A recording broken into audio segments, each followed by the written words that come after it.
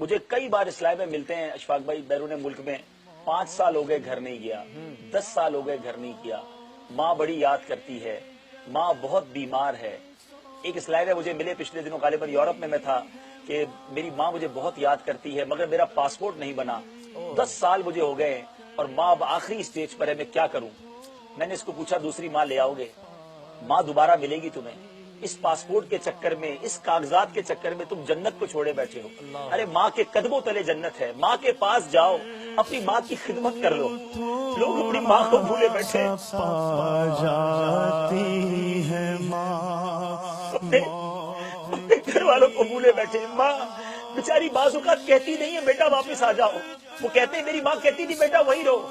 लेकिन जब रात को माँ बीमार होती होगी, जब रात को माँ को बेटे की जरूरत पड़ती होगी और बेटा उसके पास नहीं होगा, वो बेटा सोचे, वो भाई सोचे, वो घर का बड़ा फर्द सोचे कि जब वो बीमार होते होंगे उन्हें कौन ले जाता होगा।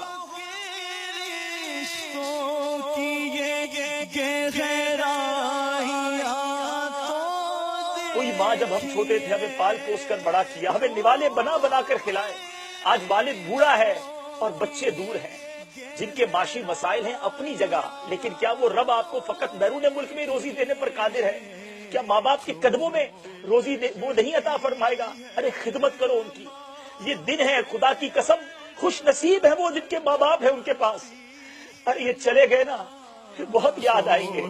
लगती है हमारे और तड़प जाती है माँ, तब इनकी दुआएं ले लो, इनको राजी कर लो। नबी पाक अलैहिस्सलाम का फरमान है जिसका मफहूम है माँ बाप ही तुम्हारी जन्नत है, माँ बाप ही तुम्हारी दोज़ख है। अरे ये चले गए और आप बाहर। ऐसे भी कई लोग हैं अशफाक भाई जो माँ के जनाजे में भी नहीं पहुंच पाते, वालिद के जनाजे को भी कागजा नहीं दे पाते, कहते बस छुट्टी नहीं मिली, मेरे कागजात नहीं बने। अरे इसलिए गए थे बाहर कि माँ बाप को कांधा भी ना दे सको। मैं तमाम बैरून मुल्क के मेरे आशिकाने रसूल इस्लामी भाइयों से अर्ज करूंगा, सिर्फ पैसा ही सब कुछ नहीं है। अरे बुढ़ापे में माँ बाप को जरूरत होती है बच्चों की, 2 रोटी कम खा लेना, थोड़ा कम खा लेना, अपनी माँ के पैर तो दबा लो।